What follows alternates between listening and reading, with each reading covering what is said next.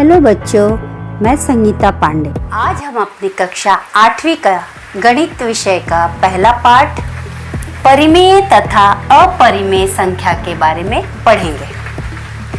परिमेय संख्या के बारे में जो हम इस पाठ में पढ़ने वाले हैं वो कुल 6 मुद्दे हैं। पहला उसमें हम देखेंगे कि परिमेय संख्याएं क्या है। दूसरा हम देखेंगे कि परिमेय संख्याओं को संख्या रेखा पर हम कैसे दिखाएंगे। तीसरा मुद्दा होगा हम परिमेय संख्याओं का क्रम संबंध। चौथा होगा परिमेय संख्या का दशमलव रूप। पांचवा होगा अपरिमेय संख्या क्या है और छठवां होगा अपरिमेय संख्या को हम संख्या रेखा पर कैसे दिखाएं। तो चलते हैं बच्चे, सबसे पहले हम देखते हैं कि परिमेय संख्या क्या है। परिमेय संख्या के पहले बच्चों, आज तक आपने 7वीं तक पढ़ा है कि प्राकृतिक संख्या क्या है। प्राकृतिक संख्याएं होती हैं 1, 2, 3 से लेके असंख्य तक, ये सारी प्राकृतिक संख्याएं कहलाती हैं। उसके बाद आपने देखा है पूर्ण संख्या। अगर इन प्राकृतिक संख्या में हम शून्य को जोड़ दें तो ये बन जाएगी हमारी पूर्ण संख्या। अब हमने देखा प्राकृतिक संख्या क्या है, पूर्ण संख्या क्या है। अब देखते हैं पूर्णांक संख्या। तो पूर्णांक संख्या में शून्य होता है, सभी धनात्मक संख्याएं होती हैं। धनात्मक संख्याएं क्या है बच्चों? 1, 2, 3 ये सब असंख्य तक। और ऋणात्मक संख्याएं क्या है? ऋणात्मक संख्याएं होती हैं ऋण 1, ऋण 2, ऋण 3 असंख्य तक। यानी पूर्णांक संख्या में शून्य होता है, सभी धनात्मक संख्याएं होती हैं और सभी ऋणात्मक संख्याएं होती हैं। अब इसके बाद आपने देख लिया प्राकृतिक संख्या क्या है, पूर्ण संख्या क्या है, पूर्णांक क्या है। अब चलते हैं परिमेय संख्या। तो परिमेय संख्या वो सभी पूर्णांक संख्याएं जिनको हम भिन्न के रूप में लिख सकते हैं। भिन्न क्या होता है? भिन्न होता है अंश बटा हर, m बटे n। जिन पूर्णांकों को हम भिन्न के रूप में लिख सकते हैं वो सभी की सभी परिमेय संख्या है। बस लेकिन कुछ बातों को हमें ध्यान देना है बच्चों, ये कि अंश हमारा सदैव ही पूर्णांक संख्याएं होगा, भले ऋणात्मक संख्या हो, धनात्मक संख्या हो, जो भी हो, पूर्णांक संख्या होगा अंश, और हर कभी भी शून्य नहीं होगा। हमें इस बात का ध्यान देना है कि अंश हमारा सदैव पूर्णांक संख्या होगा और हर कभी भी शून्य नहीं होगा। अगर इस प्रकार का हमारा भिन्न होता है तो वो हमारा परिमेय संख्या कहलाता है। परिमेय संख्या के हम कोई भी उदाहरण ले सकते हैं, जैसे समझ लो ऋण 25 बटे 4, 3 बटे 2, 0, 4, -5, 1/4। ये सभी कोई भी संख्या जिसको हम भिन्न के रूप में लिख सकते हैं, अंश और हर के रूप में लिख सकते हैं, m बटे n के रूप में लिख सकते हैं, वो सभी संख्याएं क्या कहलाएंगी? परिमेय संख्या कहलाएंगी। लेकिन 2 बातों का आपको ध्यान रखना है कि अंश हमेशा पूर्णांक संख्या हो और हर कभी भी शून्य न हो। अब चलते हैं हम देखने कि इन परिमेय संख्या को संख्या रेखा पर हम कैसे दिखाएंगे। संख्या रेखा पर परिमेय संख्याओं का निरूपण कैसे किया जाता है। सबसे पहले हमें संख्या रेखा बनाना होगा। संख्या रेखा के बारे में आप लोग जानते हैं बच्चों। पहले एक हम लाइन खींचेंगे और उसमें बीच में शून्य होता है और शून्य के दाहिनी तरफ सारी धनात्मक संख्याएं होती हैं और शून्य के बाईं तरफ सारी ऋणात्मक संख्या होती है, ये आप जानते हो। अब हम एक एक उदाहरण लेकर हम बताएंगे कि किस तरह से परिमेय संख्या को हम संख्या रेखा पर बता सकते हैं। तो पहला उदाहरण देखिए बच्चों, 1/2, 3/2 और ऋण 5/2। तो इसके लिए सबसे पहले हमें क्या करना होगा कि संख्या रेखा बनानी होगी। हम एक संख्या रेखा बनाते हैं। जैसे कि मैंने बताया आपको, संख्या रेखा बनाने के बाद ठीक मध्य में हमें शून्य रखना है। उसके बाद हम समान इकाई पर हम अंकों को रखेंगे। जितनी दूरी हमने ली है दाईं तरफ, ठीक उतनी ही दूरी पर हम बाईं तरफ भी लेंगे।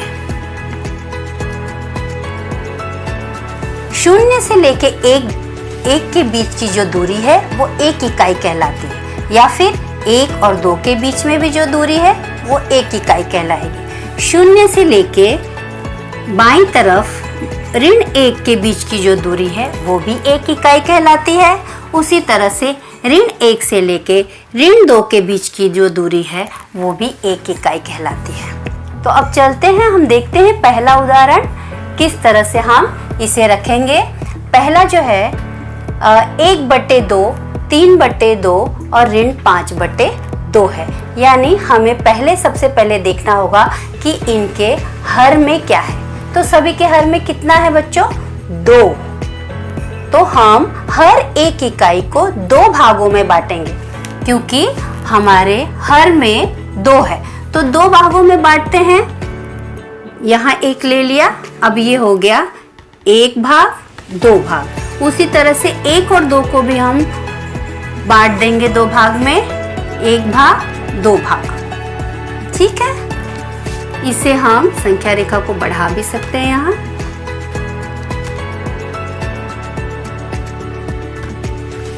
उसी तरह से हम बाईं तरफ भी हर इकाई को 2 भागों में बांट देते हैं।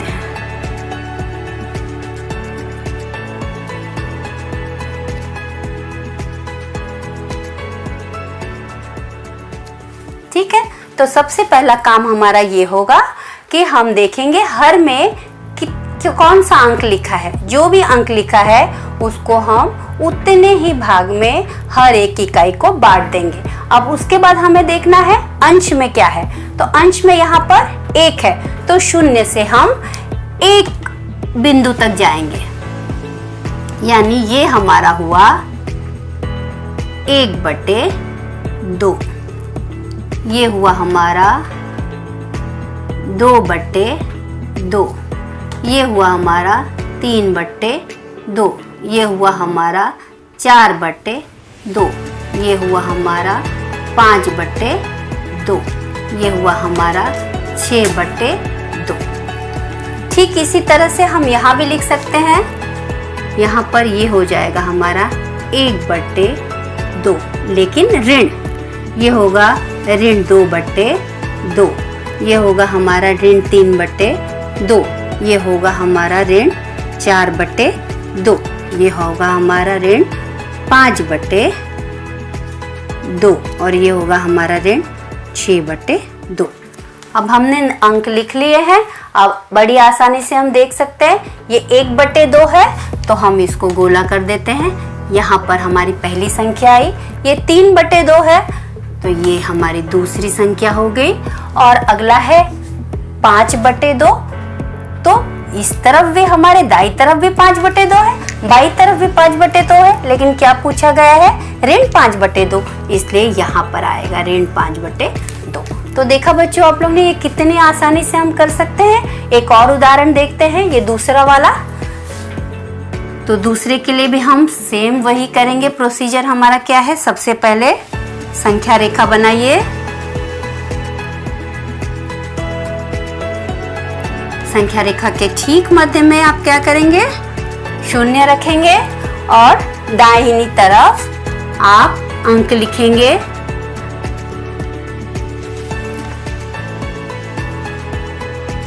उसी तरह बाईं तरफ आप लिखेंगे ऋणात्मक संख्याएं।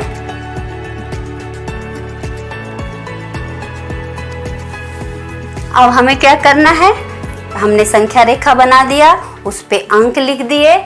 अब उसके बाद हमें क्या देखना है, मुख्य 2 पॉइंट देखना है। मैंने बताया था कि हर में कौन सी संख्या है। जितनी भी हर में संख्या जो भी अंक लिखा हो उतने भागों में हम इकाई को बांटेंगे। तो यहाँ हमें हर में कौन सी संख्या है, 4 है, यानी हमें हर एक इकाई को 4 भागों में बांटना है, यानी 0 से 1 4 भागों में, 1 2 3 4। इसे भी 4 भागों में बांट दिया, इसे भी 4 भागों में। ठीक इसी तरह से बाईं तरफ भी हम करेंगे।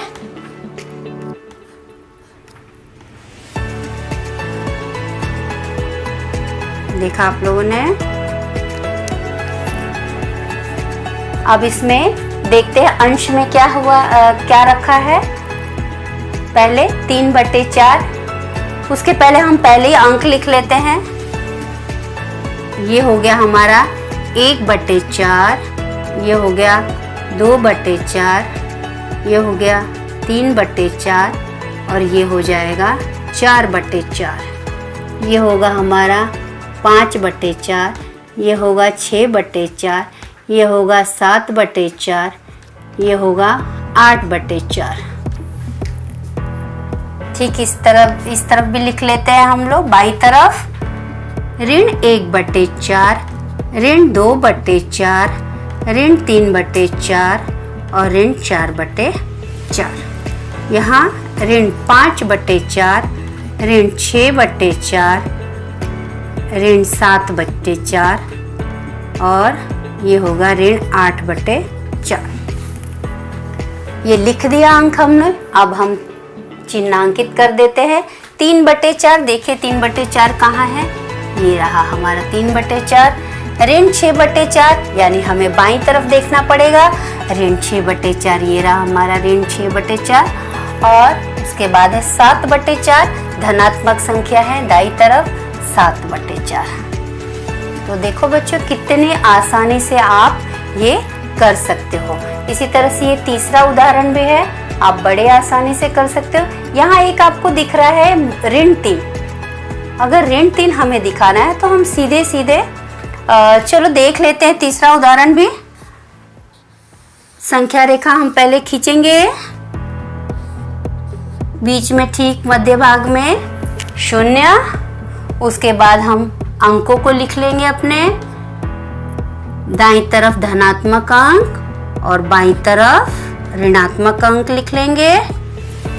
उसके बाद हमें क्या करना है बच्चों, हम क्या देखेंगे, अंश या हर देखेंगे। हर में क्या है, 7, यानी हम हर इकाई को कितने भागों में बांटेंगे, 7 भागों में। ये 7 हो गए, 1 2 3 4 5 6 7 भाग, यानी कि हो जाएगा ये 1/7, 2/7, 3/7, 4/7, 5/7, 6/7। इस प्रकार से हम करेंगे। जैसे ये 2 उदाहरण किए वैसे ये भी हल करेंगे। यहाँ पर ऋण 3 लिखा हुआ है, तो अगर एक पूर्णांक दिया गया है, ऋण 3 दिया है, तो ऋण 3 को सीधे हम ऐसे गोला कर देंगे। ऋण 3 जो दिया है उसको सीधे सीधे गोला कर देंगे। तो इस प्रकार देखा बच्चों आपने कि संख्या रेखा पर परिमेय संख्या को दर्शाना कितना आसान है। अब इन उदाहरणों को आप देखिए, समझकर आप प्रश्न संग्रह 1.1 हल करके फोटो भेजिए मुझे।